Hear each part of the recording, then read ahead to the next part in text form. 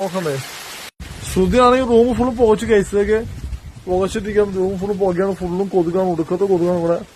അതുകൊണ്ട് പോയി നമ്മളെ വിറകൊക്കെ തീരാനായി കഴിച്ച് ആ വർഷം ഇത്രയും മഴ പെയ്യുന്ന പ്രശ്നം വിറകില്ല, ബുദ്ധിമുട്ട്. വിറക് തീർന്ന് നമ്മള് ഗോപി അടിച്ചിരിക്കേണ്ടി വരും. ശ്രുതി പുകച്ചിട്ട് പുറത്തു കൊണ്ടിട്ടാണ്, കാരണം പുറത്ത് നല്ല കൊതുകുണ്ട്. ഇനി പുറത്ത് കുറച്ചും കൊതുകളായിരിക്കട്ടെ, കൊതുക് മാറട്ടെ. ഇവിടുത്തെ അകത്തെ കൊതുകൊക്കെ ഓടിച്ച് ഇനി പുറത്ത് കൊതുക് ഓടിക്കണം അല്ലേ. ഇതിട്ട് അണച്ചോ, ഇത് നമുക്ക് തീർന്ന പണി കണ്ടുപോയാൽ. പുതിയ രാത്രിക്കുള്ള ഫുഡ് ഉണ്ടാക്കാൻ നമ്മൾ രാവിലെ ദോശ ഇട്ട് പോയതാ, ബാക്കി ദോശ ഇരിപ്പുണ്ട്. അത് ചൂടാക്കിയിട്ട് കഴിക്കാന്ന് വെച്ചാൽ പ്ലാൻ ചെയ്യുന്നത്, ആവി ഏറ്റി ചൂടാക്കാൻ വേണ്ടി പ്ലാൻ ചെയ്യണം അല്ലേ. ഫൈനൽ കേസ് നമ്മുടെ ഇതായിട്ടുണ്ട്, ദോശ ആയിട്ടുണ്ട്. ഇനി കറി കൂടി ചൂടാക്കി കഴിഞ്ഞാൽ കറി കൂടി ചേർത്ത് കഴിക്കും. രാത്രിക്കുള്ള ദോശ സെറ്റാണ് കഴിച്ചത്. നമ്മളെ ഫുഡ് ഇതാണ്, ആവി വറക്കേണ്ടത് ദോശയിൽ.